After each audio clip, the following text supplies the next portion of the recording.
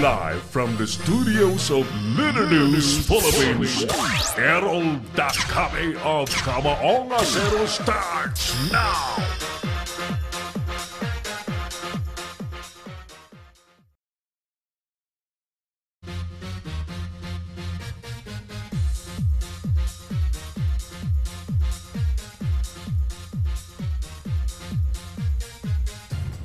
Imported na galunggong walang formalin ayon sa Bureau of Fisheries and Aquatic Resources.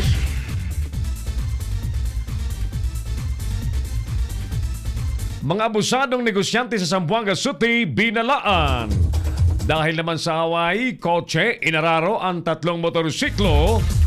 Isa patay, 6 ang sugatan. 2 pulis na pumatay sa drug suspects, ipinasisibak na. Matitinong pulis, inatasan ni Albayaldeng sugpuin ang mga Ninja Cops. Impeachment complaint laban naman sa 7 justices. Hinaharang daw ng Supreme Court. Special Task Force tututukan ang murder case ng isang abogado sa Bacolod. Magandang gabi po sa inyong lahat. Ako na po ito si Errol Dakame. Welcome po sa pang-Biyernes na edisyon ng Palatuntunang Kamaong Acero. Ngayon pong araw, ngayon pong petsa 24 sa buwan po ng Agosto taong 2018. Coming your way on HD quality mga kapatid. Mula po sa studios ng Leader News Philippines. Kumusta po kayo sa mga oras mong ito? Sa paligid po ng ating studios ay pagkalakas-lakas pa rin po ng ulan. Kumusta po sa inyong mga lugar? Maulan ba o hindi? Areglado? So, kasama po natin ang buong pwersa ng Leader News Philippines News and Current Affairs Team, Operations Creative and Live Streaming.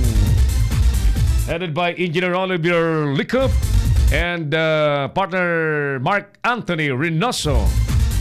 Kumusta pala kay Sir Vlad? Ayan, Sir Vlad, how are you?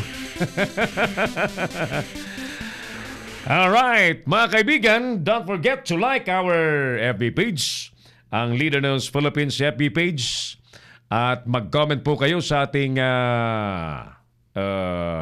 comment area sa ating tanong sa bayan na sa inyo bang palagay, makinig sa inyo bang palagay, may halong politika o wala ang kampanya ng droga o laban sa droga sa ating bansa? Repeat, sa inyo bang palagay, may halo bang politika o wala ang kampanya ng gobyerno laban sa drugs sa ating bansa? Doon po sa mga nais pong tumawag at sumali sa ating palatuntunan ng live, you can directly call us sa ating mga telepono 0927-494-2175. Repeat, 0927-494-2175 at 0949-736-5000. Repeat, sa inyo bang palagay, may halong politika o wala ang kampanya laban sa drugs sa ating bansa? Magandang gabi sa ating kababayan, kumpadring Mario Coprada. Nasaan ka, partner Mario? Nasa Kuwait yata si kabayang Mario, si paring Mario. Marira dyan sa Sorsogon City. Maray na banggi sa mga taga Sorsogon. Repeat, sa ibang palagay, may halong politika o wala ang kampanya ng gobyerno laban sa droga sa ating bansa? Kumusta ang ating mga OFW sa mga oras pong ito? Ang dami-daming problema ng mga OFW natin. Sana naman yung mga naatasang ahensya o yung mga departamento po ng gobyernong talagang nakadisenyong alagaan, asikasuhin po ang welfare ng mga OFW. Sana nga ipakita nyo naman na magagampanan nyo na at long last ang mga tungkulin po ninyo sapagkat sa mga nagdaan, maraming nagdaang panahon, ang mga OFW ay binobola lang ninyo. Tinatawag lang ninyong modernong bayani, makabagong bayani. Tapos kapag ka may problema, Parang sinasadyang hayaang mamatay. Hayaang magahasa muna bago umaksyon. Ang babagal. Mabuti na lamang may mga ilang mabubuting NGO, mga individual na may busilak na puso na lagi pong handang tumulong sa mga distressed na OFW. Alam niyo po, hindi sapat yung nagpapasilitate kayo na makauwi. Ang hinihintay po natin ng ating mga kababayan, yung mabilis na kilos just in case kinakailangan pong magresponde. Sapagkat ang isang minuto, isang oras, para po sa isang distressed OFW, sa isang domestic helper na nalalagay po sa balag ng alanganin, pinagtatangkaang gahasain, pinagtatangkaang patayin, pinagbibintangang magnanakaw, ay Diyos ko po, crucial ang kada oras po sa buhay po ng isang OFW. So, good evening sa mga OFW na gabi ang oras at this very moment. Magandang umaga po sa mga umaga ang time zone at sa mga tanghali naman magandang hapon. At kumusta po kayong lahat dyan? John Dadricia, ayan. Dadricla, si John Claridad. Ay, John Claridad, hello, sabi niya. Doha, Qatar, Paditabi. Ayan, sabi ni Pading Mario Coprada, siya po ay nasa Doha, Qatar. Maganda ang bayad dyan, sweldo dyan sa Doha, Qatar kapag pinapalad po ang ating mga kababayan na dyan mapunta sa Doha, Qatar. Medyo pilit po yung aking boses kada daldal po kahapon sa ginanap na livelihood seminar and workshop sa dalawang magkahiwalay na venue. Actually, magkasunod na venue, dalawang araw, Wednesday and Thursday sa lalawigan po ng Nueva Ecija. Yung una pong venue ay dyan po sa gymnasium ng Rizal, Nueva Ecija. At yung isang venue naman ay nung Thursday kahapon ay ginawa sa isang barangay, Este. Ayan.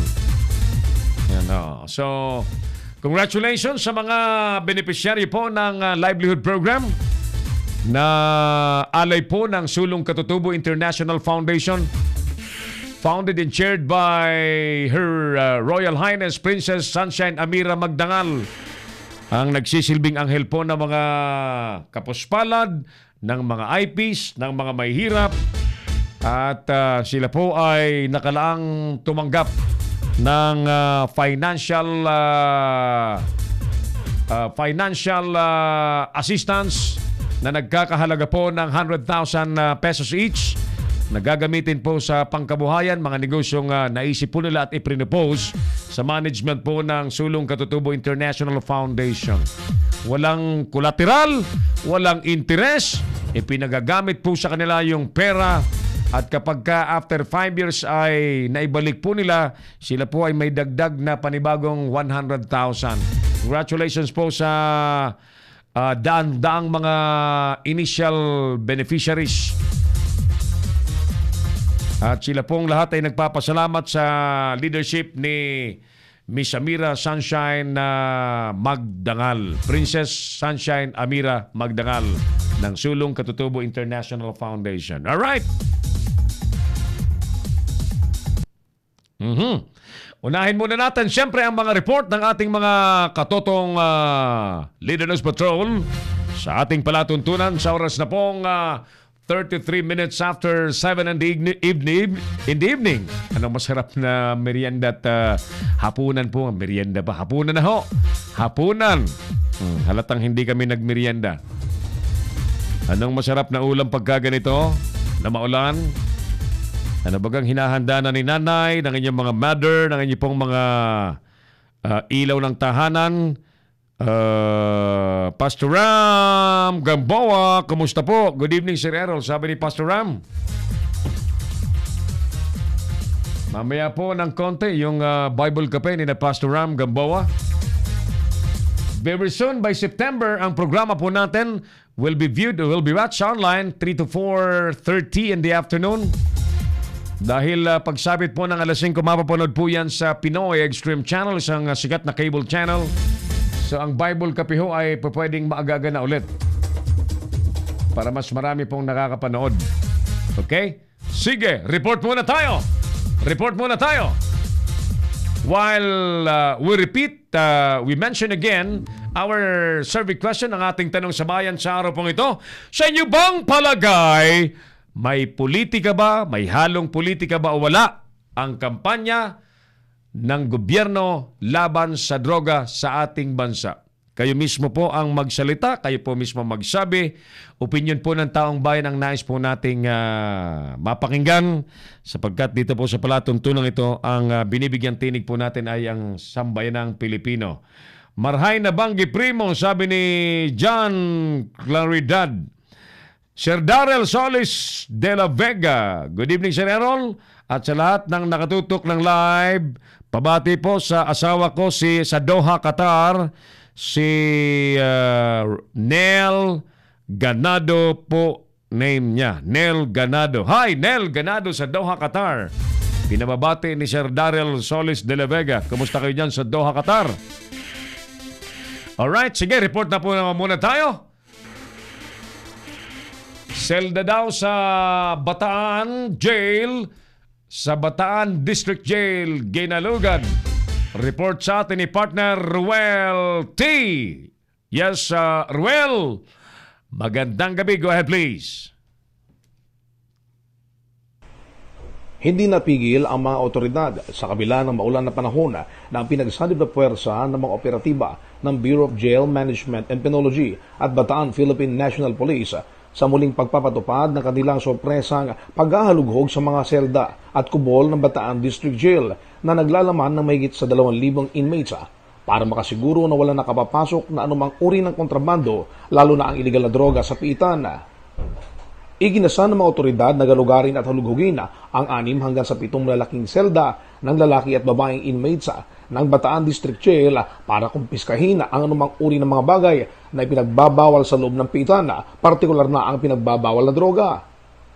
Alinsunod sa programa ng BJMP na Oplan Linis Piitan o mas kilala sa taguring Operation Greyhound, kung saan regular at sorpresang ipinatutupad ng mga otoridad ang paggalugad at pagrikisa sa mga selda ng inmates.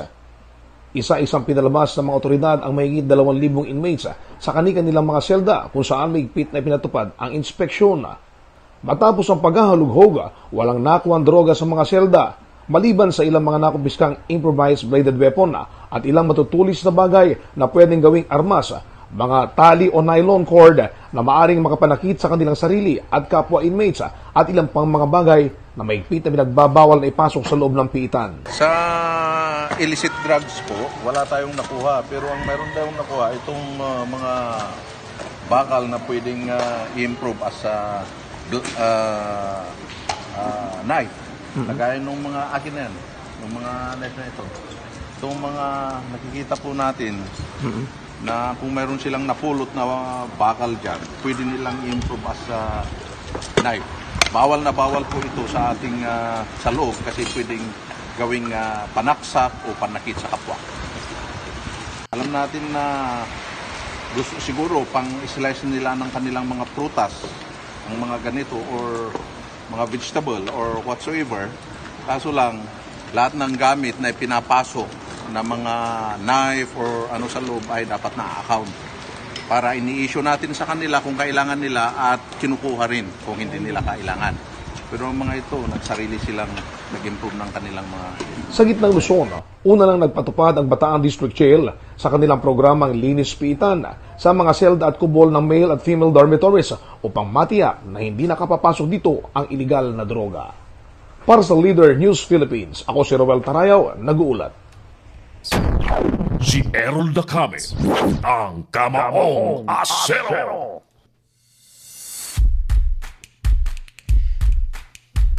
Thank you sa report na yan, Ruel T. Sa ating palatuntunang Kamaong Asero. Oras natin mga kapatid, 38 minutes na po makalipas sa alas 7 po ng gabi. Very good, very good. Hindi nakapasok po ang drugs sa piitan po dyan sa District Jail sa lalawigan po ng Bataan, maliban po sa mga matutulis at matatalim na bagay.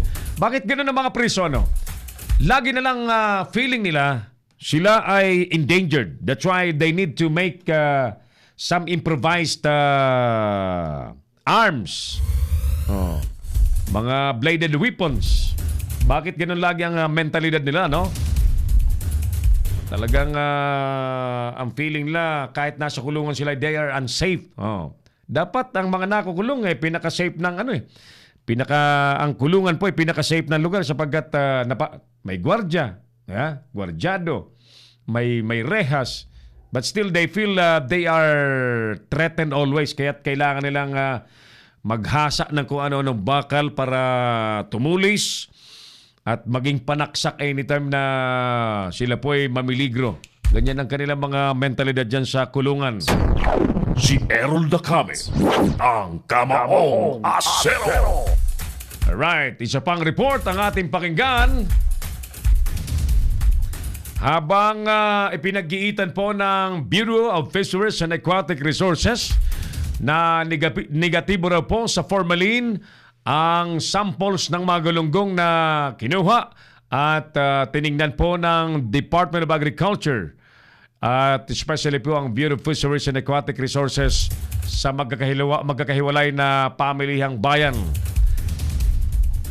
Ayon po sa ahensya, hindi daw tinurukan ng formalin ng mga galunggong na isinailalim po sa pagsusuri. Galing po dyan sa Balintawak Market, Cubao Farmers Market at sa Navotas Feesport noong isang araw, Agosto 22. Ayan, isinagawa po ng naturang ahensya ang pagsusuri matapos sabihin po ng grupong Pambansang Lakas ng Kilusang Mamamalakayan ng Pilipinas o Pamalakaya na merong ilang inangkat na seafood products. Kabilang po ang galunggong na tinurukan daw po ng formalin. Ayan. So ganun paman mga kaibigan, ipinagigiitan pa rin po ng grupong Pamalakaya na nananatiling bantaraw po sa mga mangingisda ang importasyon ng isda, especially ng mga galunggong mula po sa ibang bansa.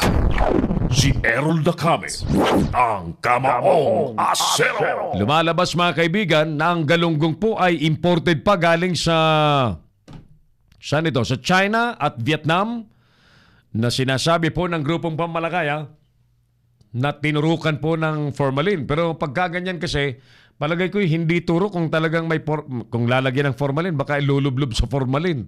Mas madali, di ba?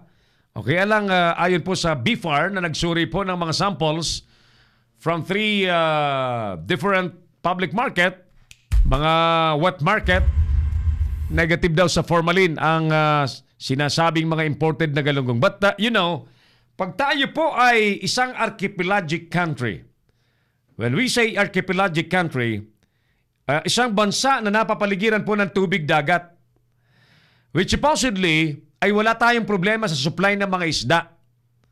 Ang problema lamang po natin, yung ating bahagi ng dagat, yung West Philippine Sea, na supposedly ay hitik sa mga isda at pwedeng pangisdaan po ng mga Pinoy, ay napabayaan na po. Napabayaan and therefore inukupan na ho ng mga incheck. Ayan. Inukupan na. So, yung mga magsasakang, mga mangingisdang mga Pilipino, di na ho makapangisda sa West Philippine Sea. So, ito na yung resulta. Kailangan na po ng bansang mag-import ng isda. Si Errol Dacame, ang Kamaong Asero. Good evening, Butch Arcangel dyan sa Caloocan City. Irene Mayor, hi Boss Errol, watching from Dubai. Thank you, Irene. At sa mga kasapi po ng MCVO, Sir Tycon Marabillion, good evening. At sa iba pang mga nanonood sa ating palatuntunan.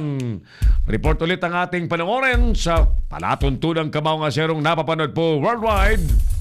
At exactly 43 minutes na po makalipas ang alas 7 po ng gabi.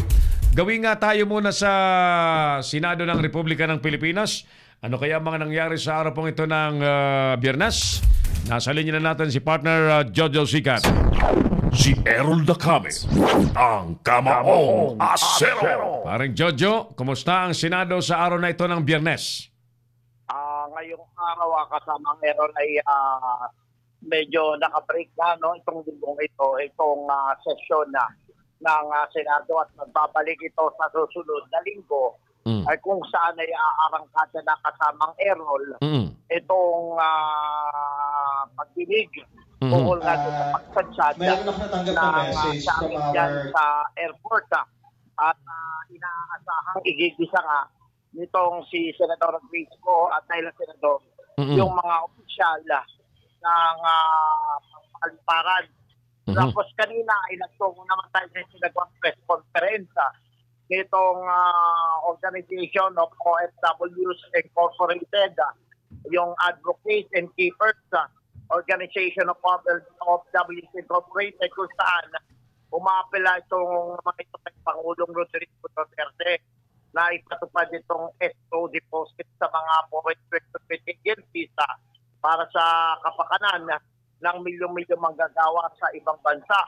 Sa idinaos na kanina na press conference sa mga Errol, nagkaisa at nagsama-sama itong mga kasapi ng Ako OFW mula pa sa iba't ibang panig ng Pilipinas upang i-gauge yung panawagan kay Pangulong Duterte at ditong kay Department of Labor and Employment Secretary na magpalabas ito ng mahigpit na kautusan sa mga kaukulang ahensya ng gobyerno. Na stricto ipatupad itong $10,000 escrow deposit requirement para nga dito sa mga foreign recruitment agencies. Kasabay na rin yung pagpapakita ng suporta ng POA kaugnay sa nasabing kampanya. Ayon nga dito kay Dr. Che Umanda, siya yung chairman at founder ng Ako OFWs. Ang panawagan sa Pangulo kasama ng mga opisyal ay kasapi ng grupo sa layot mabigyan ito na itong milyong-milyong manggagawa sa ibang bansa, partikular na itong mga hindi nabibigyan ng patas at sapat na sweldo. Ayon pa dito kay Amada, base sa 2016 POEA rules and regulations, nakapaloob dito yung masiguro protection ng mga OFW kung saan lahat ng foreign recruitment agency ay inatasan na ang lahat ng mga highly domestic workers ay mag-deposit ng $50,000 na hindi makuha o magamit sa mga oras upang magamit nga rin ito ng mga OFWs na nabibiktima ng pang-aabuso mula sa kanilang mga employers at agencies. Ito, si Jojo Sikat para sa Leader des Philippines, nagulat. Si Errol Dacame, ang Kamaong Asero. Maganda yung panukalang yun na kailangan po may escrow fund ang mga recruitment agency para matiyak na hindi naapi ang ating mga OFW. And I really agree on that call na ang gobyerno ay magbigay kautusan sa mga ahensya na nagpapaalis, nagsisilbing tulay po ng mga manggagawang Pilipino sa abroad, ang tawag po sa English ay recruitment agencies, na magkaroon ng ganyang polisiya. So that, ano man pong mangyari, ano man pong maging kalagayan ng ating mga OFW, gawa po ng mga amo at employers, may susulingan, may mahihita, may maiipon, may magagastos sa pag-aksyon. Sa pag-aksyon para matiyak ang welfare ng mga OFW. Si Errol Dacame, ang Kamaong Asero. Brimong Ver Credo, marhay na Banggi Prime, pabati kay Brad Nilo Credo. Hi Nilo, birthday niya ngunyan, yaon siya sa Oman. Nilo Credo, kumusta ka dyan? Nilo, sana'y ayos ka lang. Happy birthday, sabi ni hermano mong Ver. Maray na bang ipalantabi kay Mayor Kapitan Bennett Templado ng Tigbi, TV Albay. Si Errol Dacame, ang Kamaong Asero. Tuloy tayo sa ilan pang mga balita.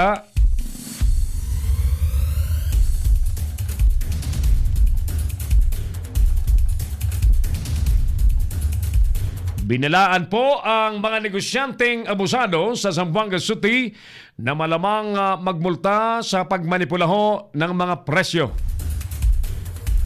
Ang babala ay ginawa ni House Appropriations Committee Chairman Carlo Alexi Nograles kasunod po ng pagtaas ng presyo ng bigas sa lungsod ng Zamboanga na hanggang 72 pesos kada kilo. Diyos ko po, pagka ganyan na, no?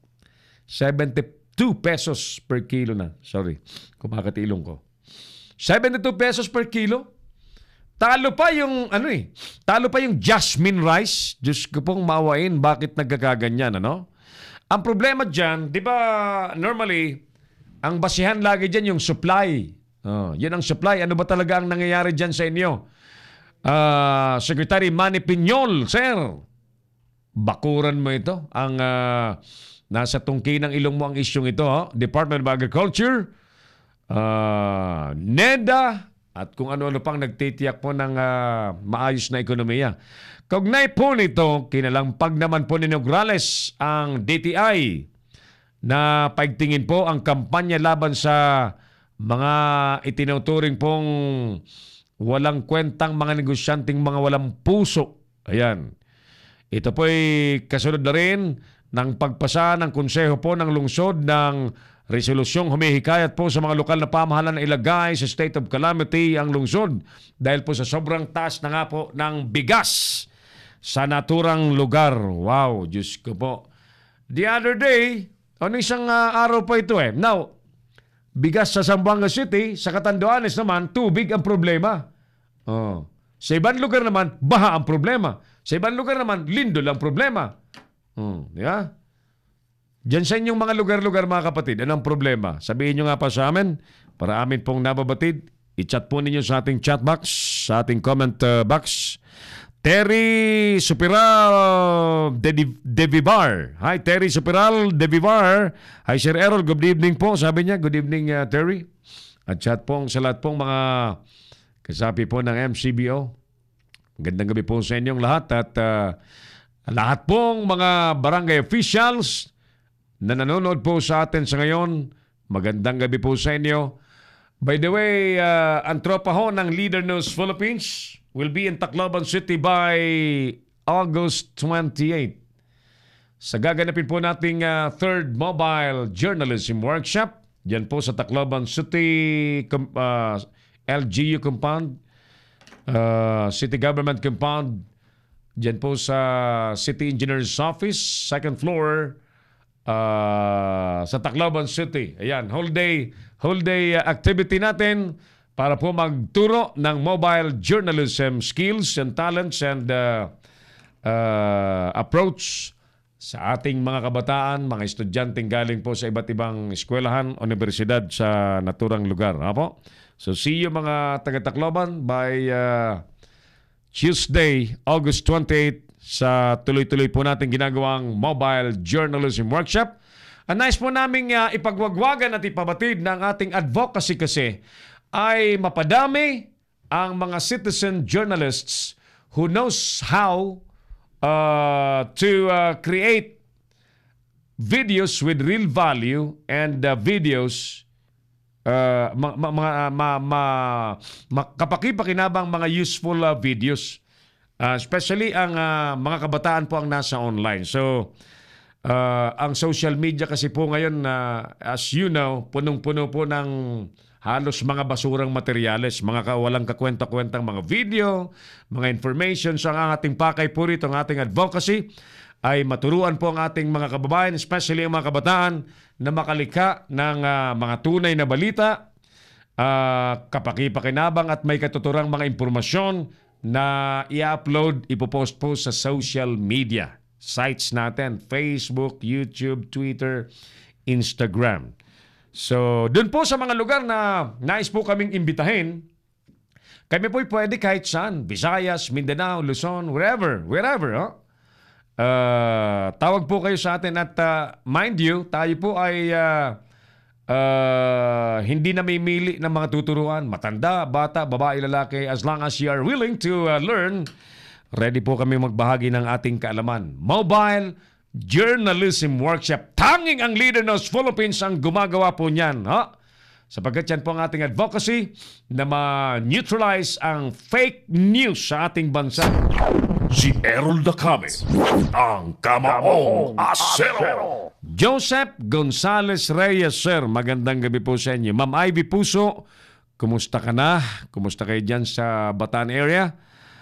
At sa iba pang mga nanonood sa ating palatuntunan, do join us. Sali po kayo sa ating palatuntunan, ano? Ang ating tanong ay, sa inyo bang palagay, may halong politika ba o wala ang kampanya laban sa droga sa ating bansa? What do you think? The other day, mga kaibigan, alam niyo po, humarap sa media si dating Naga City Konsyal Jan Ortega, ba yun yung matanda? Kasama po ni Nino Barsaga, yung baklang kalbo na nagpapakilalang DDS. Pinaupo si Lolo, former Konsyal Jan Ortega sa harap po ng mga media at pinagdaldal na sa Naga daw ay kalatan droga, si Butch Robredo daw yung matandang kapatid ni Jesse Robredo ay drug lord daw sa Naga City. After a while, si Barsaga, sino nga yun? Si Kalmo. Katasabi ko lang, nakaligtan ko tuloy. Si Barsaga, biglang naglaho, iniwanan po si Lolo Jan Ortega sa restaurant na may utang pong 10,000 piso. At nung walang masulingan yung matanda, si Bernard Mendoza, yung ating kasama po sa Leader ng Philippines, ang tinawagan para alalayan siya. Ni walang pamasahe pa uwi sa Naga. Sabay sabi na siya ay tinuruan lamang na magsinungalin at ituro ang mga Robredo na sangkot sa drugs na kahit hindi totoo. Barsaga, kalbong bakla, Barsaga. Diyos ko po. Pero yung mga video ni Ortega ginagamit ng mga nagpapakalat ng peking balita. Alam na alam ni Bernard kung ano nangyari. Bernard Mendoza is our reporter sa Leader ng Philippines kung ano po ang kinasapitan po ni Lolo Ortega, yung dating konsyal po ng Naga City, na kinuha lamang po ni niloko, ginago ni Nino Barsaga, yung baklang kalbo na DDS daw siya, DDS member, pinaupo sa harapan ng media, iniwanan ng utang na 10,000 sa isang restaurant, walang pamasahe pa uwi, hinablot si Lolo Ortega para pagsilitain ng kasinungalinan daw. Nagtapat si Lolo Ortega kay Bernard Mendoza. Kita nyo ng kagaguhan itong nangyayari sa ating bansa. Para ituro daw yung sabihin na sa Naga City ay talamak ang droga. Yung bulag na Butch Robredo, paano naging drug lord yun? Yung bulag na Robredo, pinaturo ni Nino Barsaga na drug lord daw sa Naga City. So, the rest is history, mga kaibigan. Therefore, wala pong lumabas sa media kasi nagkabukingan. Pero yung mga may pakana talaga na magkalat po ng lagim, tuloy-tuloy na ginamit po yung video ni Lolo Ortega sa kabila ng booking na the issue is manufactured, hinablot lamang, ipinahamak lamang ni Nino Barsaga si Johnny ba yun? Jan Ortega, yung matandang talunan daw lagi yun siya, talunan lagi sa eleksyon, hindi manalo-nalo. Ipinain ni Nino Barsaga sa mga media. Tapos biglang iniwanan, kawawa naman. Si Errol Dacame, ang Kamaong Asero. Primong Sarsi Consulta. Nasaan ka, Primo ngunyan? Ito, OFW rin ito si Primong Sarsi. Trifle VB Vista Barameda. Marahay na banggi, sir. I'm watching from Taguig. Ayan. Marahay na banggi tabi sa mga yaon dyan sa Taguig City. At maray na banggiman sa Mayor Cantagig, si Lani Cayetano. Lani Clarinho Cayetano. Ayan. Tama ako, Clarinho? Na taga-Kale, Tiwalbay. Katabing Barangay Mi sa Banyo, sa Naga, Tiwalbay. Kumusta? Kumusta, Mayor Lani Clarinho Cayetano? ng Taguig City. Tuloy tayo, tuloy tayo.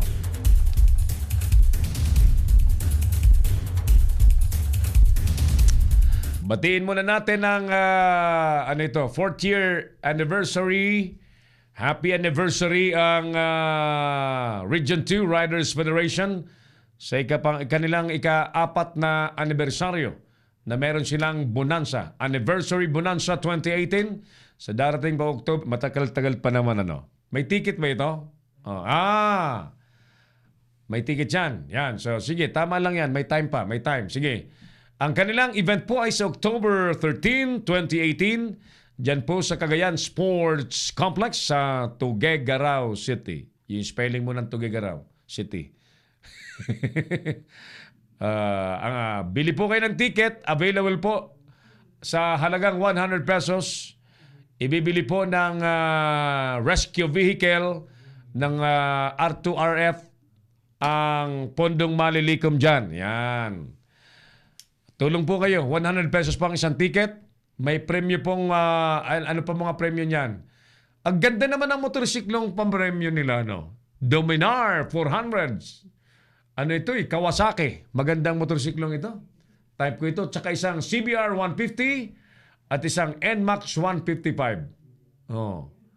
Ano yung mga nasa babang yan? Yan yung bibilihing rescue vehicle. 3 motorsiklo ang ipaparaffle sa halagang 100 piso mga kapatid. Pwede kang manalo ng motorcycle na Kawasaki Dominar 400. Yung isa Honda CBR 150. At yung third place po ay NMAX 155 Yamaha. Proceeds will be allocated in acquiring rescue vehicle ng R2 Riders Federation dyan po sa Cagayan. Si Errol Dacame, ang Kamaong Asero. Alright, tuloy-tuloy tayo. Once again, yung ating survey question mga kapatid. Ang ating tanong po ay, sa inyo bang palagay, may halo bang politika wala ang kampanya ng drugs sa Pilipinas? Bagamat galit na galit po ang Pangulong Duterte sa droga, bakit meron pong ilang tao na ubod ang tibay ng loob, lakas ng loob na patuloy pong nagpapasok ng drugs sa Pilipinas? Sino kaya yung mga taong yan? Sino kaya yan? Iyan kaya ay masasakote ng gobyernong ito? Iyan kaya mga suspects na yan ay may aharap ng PNP sa taong bayan at may turo na sila ang mga tarantadong nagpasok ho ng bulto-bultong drugs sa Pilipinas. Galit po kami sa drugs eh. We hate drugs. Kaya lang, anong gagawin natin, Mr. Albayalde, kung sa tungki ng ilong mo tuloy-tuloy ang pagpasok ng drugs sa Pilipinas? Si Errol Dacame, ang Kamaong Asero. Politika talaga yan para ibenta niya ang prinsipyo at ang kanyang pamilya. Yung kalbong DDS, ang galing magsalita sa YouTube from Dubai. Si Nino Barsaga. Ayan. So, ang dami. May mga kaso pala yun si Nino Barsaga. Pinag-uusapan sa buong industriya po ng media, yung mga reporter. Pinag-uusapan, ang dami palang kaso ni Kalbo, ni Nino Barsaga. Jeneline Cabahog Cortez. Jeneline, good evening. Cabahog, Kabling pala. Jeneline Kabling Cortez, good evening. At mamaya ng konti, abangan po ninyo ang Bible Cafe ni Pastor Ram Gamboa.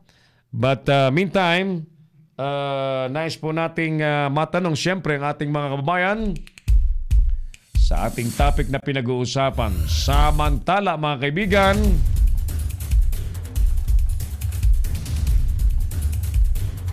nasa na yung balita natin? Nagtatagal daw po ang inihaing impeachment complaint laban sa 7 maestrado ng Korte Suprema dahil po sa pagharang daw ng mga maestrado mismo. Sa mga pagharang na ginagawa po ng mga maestrado. Siyempre sila ang bakuran nila yan Normal, harangin nila yan Kaya lang, alam nyo, ganito lamang ang usapan dyan Ang katotohanan kahit takpan, yan ay sisingaw at sisingaw pa rin. Kahit po pagtakpan ng katotohanan, talagang lalabas at lalabas pa rin. Ano? Lalo't pagka naging public knowledge na mga bagay-bagay, mahirap pong itago. So, tingnan natin kung anong mangyayari po rito sa impeachment complaint laban po sa 7 maestrado po ng Supreme Court.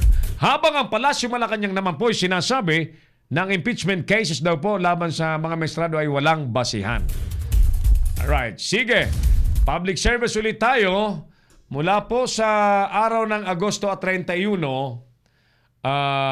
sa araw pong yan, anong araw bang 31? Bakit yung kalendaryo natin July pa? Ano bang araw? Di nyo tinitingnan ito anong araw ba yung August 31? Friday, yan. Friday. Mula po alas 11 ng gabi hanggang alas 5 ng madaling araw, asahan na raw po ang dilubyong traffic sa C5. Asahan niya na raw po na ang C5 ay magmimistulang dilubyo sa trapiko. Sa Barangay Ugong, Southbound, dahil po sa proyekto ng DPWH, may gagawin daw po dyan na rehabilitation at pagpapaganda ng kalsada. Ang contractor po dyan ay Redicon Trading in Construction Corporation. Ang simula po ng, Diyos ko po ito, tandaan nyo, pakinggan nyo ito Ang simula ng dilubyo sa C5 ay August 31. Hanggang March 29, 2020, anak ng kagaw naman. Jesus Mariosep, 2018 pa lang ngayon. 2 taong may dilubyo sa C5. Si Errol Dacame, ang Kamaong Asero. Sabay sabi po ng DPWH na sorry for the inconvenience. Mariosep. Ang paalala po ay hatid sa inyo ng Traffic and Parking Management Office ng Pasig. So, sige. So, mirisi ang mga dadaan po sa C5. At least pinabatid po namin sa inyo na ganyan po ang magiging lagay ng C5 come August 31 hanggang March 29, 2020. Si Errol Dacame, ang Kamaong Asero. Alright. Good evening, Sir Errol, watching from Saudi. Thank you, Jeneline Cabling Cortez. Diyan sa mga nariyan pong OFW sa Saudi, ingat lagi kayo Huwag kayong pabubola sa mga mahilig mambola. Mula sa Presidente, Prime, ang kautusan sa walang halong politika. Pero sa downstream, sa ilang mga tao na nagpapatupad nito ay may halong politika na. Sabi ni Primong Vercredo. Ang sabi niya, mula sa Presidente, walang halong politika. Pero pagdating sa baba, may halo ng politika. Sabi niya, Bot Gamboa, good morning from Cincinnati, Ohio. Hi! Hi, Bot! Good morning there in Cincinnati, Ohio. Yan. Iba yung Ohio gozaimasu. Iba yon. Ohio, USA. Yan. Tuloy-tuloy muna tayo sa mga public service. May bloodletting activity ulit ang Kamote Riders Cavite Chapter sa pakikipagtulungan siyempre ng Heroes Alliance sa darating pong September 2. Malapit na po ito. September 2 will be on Sunday. Yan, Sunday. This coming next week. At ito po ay gagawin alas 8 ng umaga hanggang alas 2 po ng hapon dyan sa Barangay Salawag, Covered Court, Nero Road, Salawag, Dasmariñas, Cavite. Si Errol Dacame, ang Kamaong Asero. May nagaganap pong sunog as of 7:28 dyan sa Seaside, Barangay Tambo, Parañaque City. Mga kabahayan daw po ang nasusunog. Ngayon daw po ay nasa third alarm na. Nasa third alarm na po ang sunog dyan sa Barangay Tambo, sa Seaside area, sa Parañaque City. At ang mga nasusunog po ay mga kabahayan. Si Errol Dacame, ang Kamaong Asero. Tuloy-tuloy tayo mga kapatid sa iba pang mga balita mga kaibigan. Inatasan naman po ni PNP Chief Director General Director General saan yung balita natin? Nawala tuloy. Albayalde siyempre.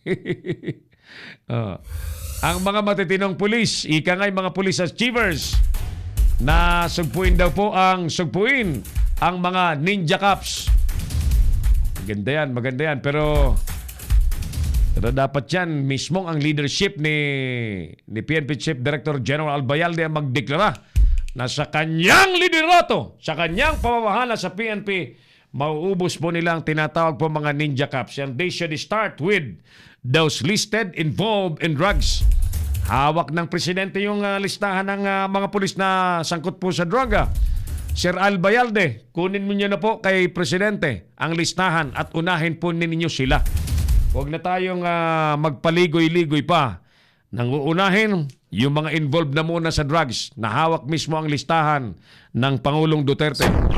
Si Errol Dacame, ang Kamaong Asero. Alright, tuloy-tuloy tayo. Telma de Jesus Villa, good evening. At sa mga nakasilip sa ating programa, yan.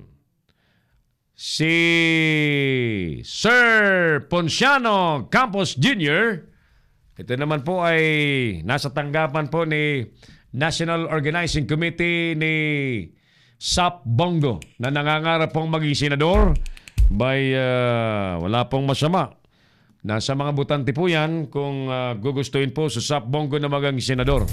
Siya po ang pinaka-agresibong kandidato ngayon sa pagiging senador. Nagkalat po ang mga naglalakihang billboard ni SAP Bongo. Bagamat hindi niya naman po inaamin na siya ang naglalagay nun. Siya ang nagbabayad nun. Hindi niya po inaamin yun. No? Hindi niya raw alam kung sino ang naglalagay ng mga yun. Good feedback. Ang Kamaong Asero, Sir Errol, galing sa mga kaibigan natin dito sa Las Vegas. Appreciate nila ang balitang nangyayari sa mga updates ninyo dyan sa Pinas. Thank you. Thank you sa ating mga manonood sa USA. Sabi ni Pastor Ram Gamboa ay magandang feedback sa programang Kamaong Asero ng mga nakatirang Pilipino sa America. Thank you guys. Thank you sa mga Pinoy residents sa America. Si Errol Dacame, ang Kamaong Asero. Mading Imelda Parom dyan sa Pineda, sa Pasig City. Maray na bang kitabi, sendo dyan. Yan. Si Prince Russell, watching from Alae Country. From Alae Country. Gandang gabi po. Kap Errol, sige. Sa Alae Country. Di Alae, di Batangas sa Alae. Wala namang ibang Alae, di ba? Wala namang ibang Alae Country. Batangas sa Alae. Ayan. Sige, tuloy tayo. Ulitin natin ang ating survey question. Nagpi-fade itong aking aking headphone. Ayan, ayos na. Ulitin natin yung ating survey question mga kapatid. Sa inyo bang palagay, may politika, may halong politika ba wala ang kampanya ng gobyerno sa laban po sa droga sa ating bansa? What do you think mga kaibigan? We welcome your opinion, positive, negative. Everybody's welcome to participate in our program. Dispensa po sa boses ni Errol Dacame, medyo namaos. 2 days po tayong nag-seminar workshop. Kasama po natin ang pamunuan ng Sulong Katutubo International Foundation sa Nueva Ecija. Chaired by Madam Amira Sunshine, Princess Amira Sunshine Magdangal. At by the way, I would like to do a special mention kay Professor Prudencio Densa Dison, yung ating motivational and business coach na kasama po nating nag-workshop sa mga beneficiaries ng livelihood program ng Sulong Katutubo International Foundation. Alright? Kaya medyo mouse ang inyo pong lingkod. Baka po may mga nanonood sa atin sa Parañaque City at may video po kayong nakuha dyan sa sunog. You can share it with us para may pakita po natin sa ating mga viewers. No? Our friends from Parañaque area. Oh. Ingat po kayo dyan sa mga nasa may seaside area sa Tambo. Parañaque area na nagkakaroon po ngayon. May ongoing pong sunog at nasa third alarm na. Si Errol Dacame, ang Kamaong Asero. Samantala, mga kapatid, nasa na yung iba pang mga balita natin. Iba pang mga balita,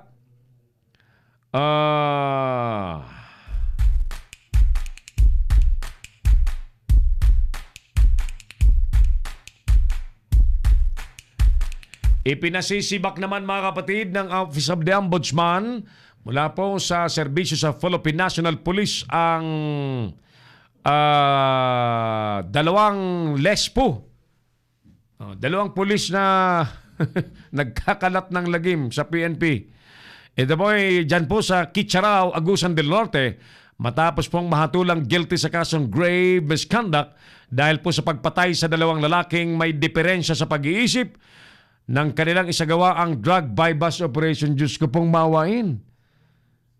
Mga lalaking may diferensya sa pag-iisip, pinatay ng dalawang pulis. O ang hatol, pinasisibak lang. Dapat nito, patayin din. Diba? Tooth for a tooth. Same enforced law. Doon po sa mga nagpapatupad din ng ganyang hatol. Pumatay ka ng tao, di patayin ka rin. Ay nako, pagka sibak lang sa pwesto, di buhay pa siya. Nako, yan ang sinasabi natin, Ang mga tao, may tigi-isang buhay lamang po, Kung magpapatuloy po ang patayan sa Pilipinas at ang mga napapatay po ay mga inosenteng sibilyan, paano na? Paano na? Hindi naman nakakabili ng buhay sa palengke. Hindi naman may babalik ang buhay na inutang, di ba? Tapos malalaman natin ay inosente. Tapos ang hatol ay i-dismiss lang. Dapat ang hatol dyan ay firing squad din.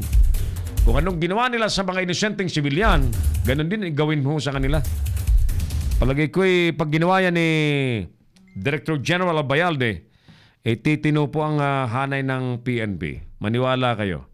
Titino ang hanay ng PNP kapag ka magpakita po ng matinding disiplina at leadership si Director General Albayalde. Inaantay natin yan na mangyari. Inaantay natin mangyari yan. So, kailan kaya mangyayari po yan? Pasensya na po kayo. Hindi ko pa napapalitan yung cellphone ko. Hindi ko pa napapalitan. Basag-basag. Basag-basag na laglag.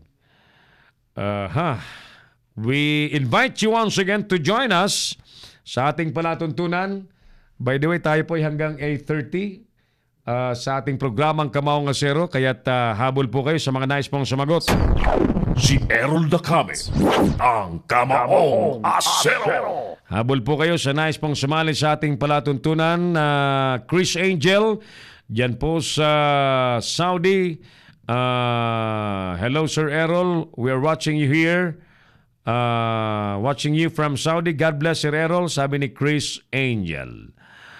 Diyos marahin na banggiman, tabi, padi. Good evening, sabi ni Mading Imelda. Good evening, boss, sabi ni Irene Mayor. Yan. Thank you, Irene. At sa iba pang mga nanonood sa ating mga OFW, keep safe mga kapatid. At huwag nagpapabola sa mga mambobola. Maraming manloloko sa paligid. Lalo't alam niyo ho, ang mga kababayan nating mga kababaihang OFW ay nagiging susceptible po sa mga panluloko. So, Huwag kayong basta-basta naniniwala sa mga nambobola po sa inyo. Si Errol Dacame, ang Kamaong Asero.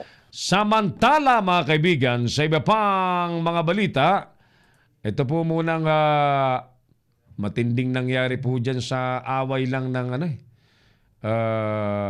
ilang mga kabataan.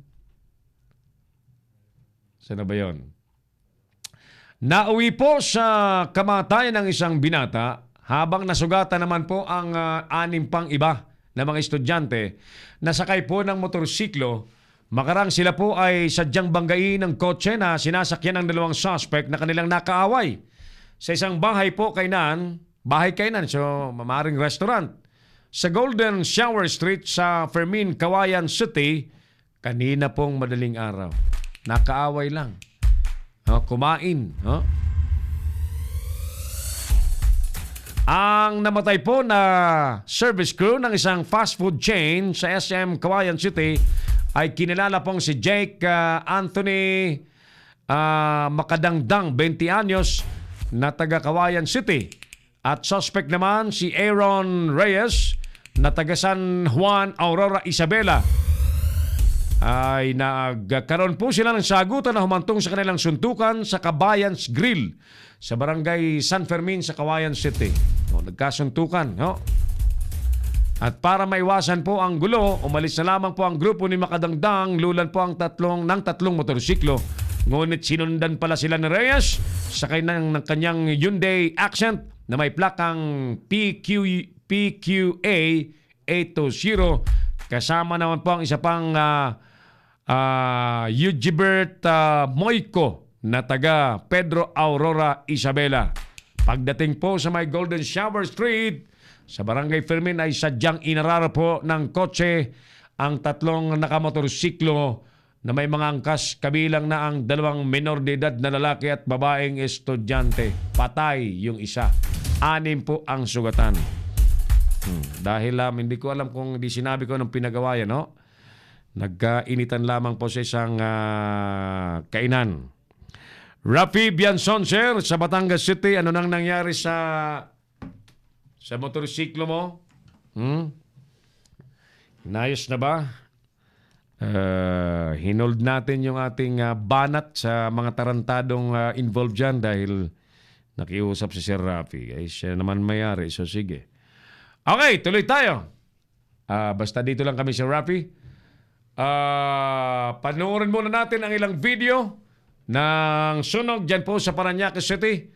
O yan po ang ongoing na sunog po sa Parañaque na nasa 3rd alarm na at ang natutupok po ay mga residential establishments at mukhang squatter area dyan sa may seaside Barangay Tambo sa Parañaque City. Tingnan nyo tingnan nyo ito. So ayan po ang ilang scene ng insidente po ng sunog dyan sa Parañaque City. Nakitingin ako sa monitor kaya yung mata ko nasa taas. Ayan, panoorin po ninyo ang nangyaring sunog. Ganyan po, ganyan katindi ang mga nangyayari dyan sa Tambo sa Parañaque City. At tag-ulan na Tag-ulan na, may...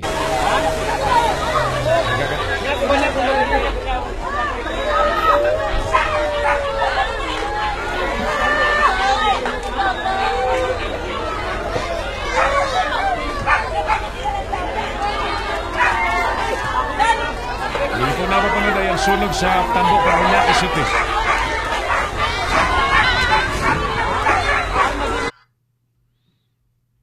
Nagkakagulo siyempre, yung mga may-ari ng bahay na nasusunog, nag-iiyakan, narinig po ninyo, no? Nag-iiyakan, nagsisigawan. Of course, isa ang pakay niyan ay magligtas ng mga gamit, magligtas ng mga kasama sa bahay. Alright, so, sige nga, i-full screen mo nga, partner, yung sunog ulit na makita ng ating mga viewers.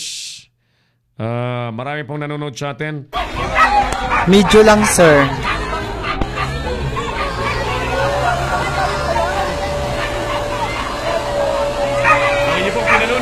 Sunog sa Tambo sa Parañaque City.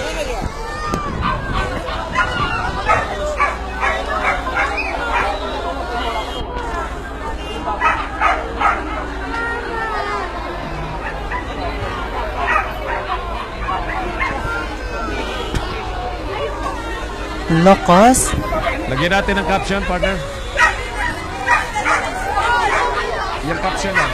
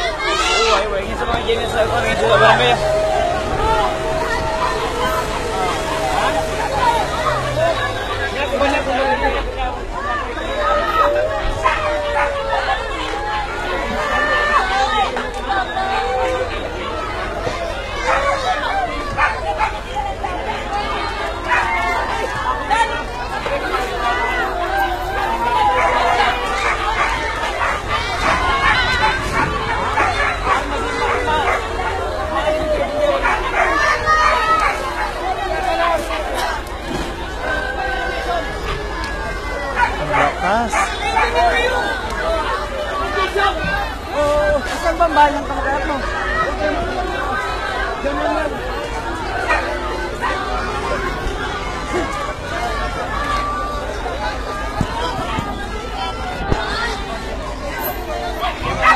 Medyo lang, sir.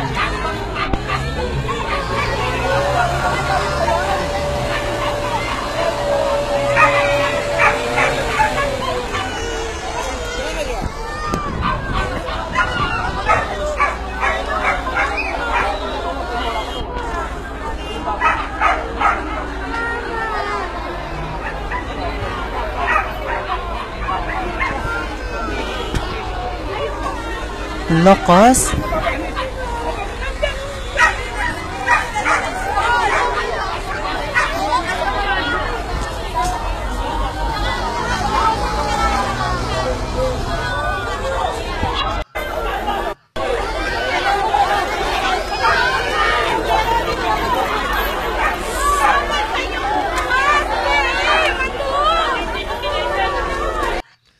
Inyo napanood po ang sunog dyan sa Parañaque City.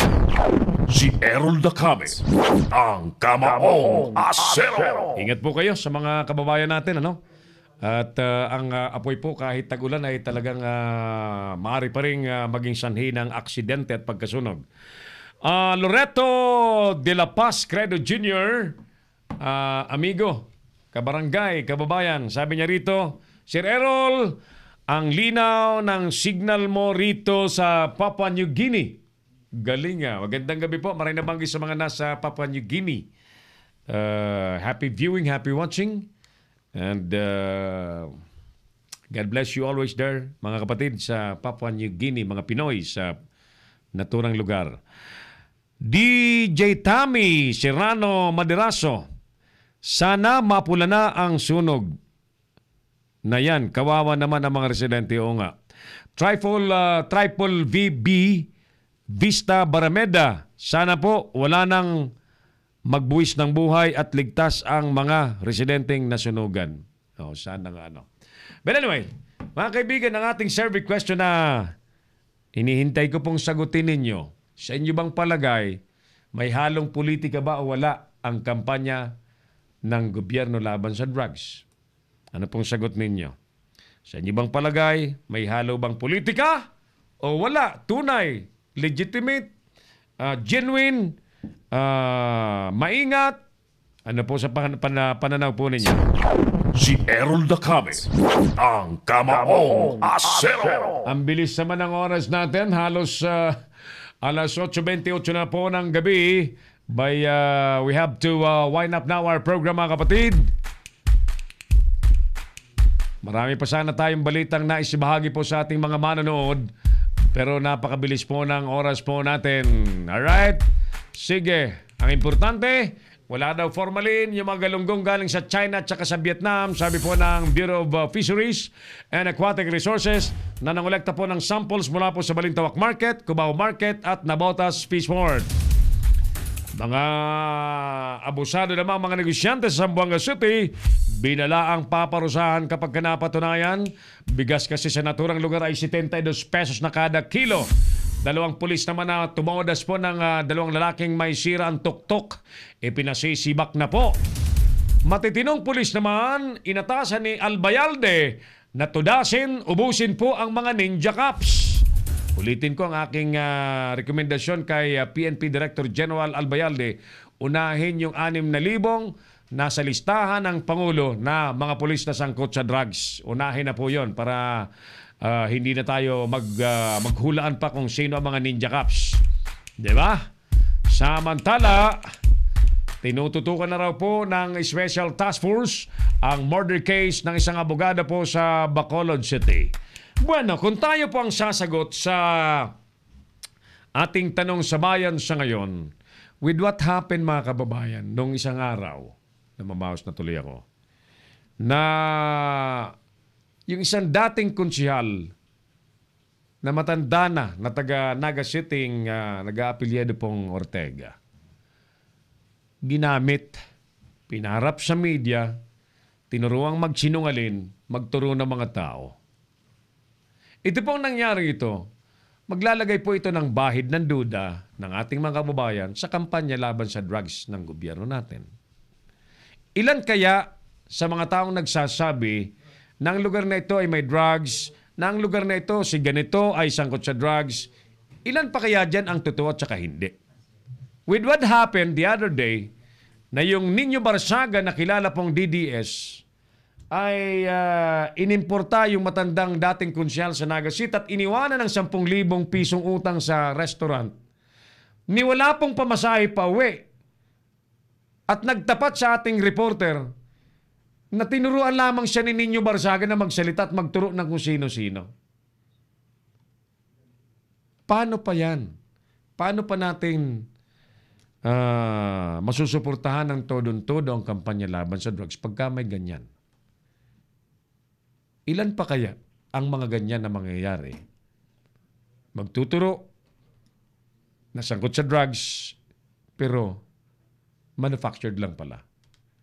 Hamon po ito ngayon sa PIDEA, hamon po ngayon ito sa Philippine National Police, at syempre hamon po ito sa lahat ng ating mga kababayan na mag-ingat po tayo sa mga ganyang issue sapagkat marami na pong namatay at marami na pong buhay ang naibuwis dyan. Palagay ko'y pagkakataon po na mag-retrospect ang PNP, lalo na po sa, dalawang pulis, pinatay yung dalawang may sirang tuktok sa drug by bust operation. May sasauli pa ba ang buhay nun? Panawagan po ito sa PNP at sa PIDEA to revisit their campaign laban sa drugs. With that mga kaibigan, maraming salamat na po sa inyong lahat. Kami po ay mamamaalam pansamantala. See you again next week. See you next week.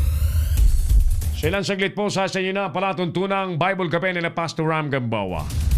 At sa ngalan po ng ating mga kasama sa studio sa Leader News Philippines, partner Oliver Licop at partner Mark Reynoso. Ako pa rin po ang inyong kamaong asero, si Harold Lacame. Maraming salamat. God bless Pilipinas. Inyong napanood ang mga batas na banat ni Harold Lacame sa Kamaong Asero. Abangang muli dito sa Leader News Philippines.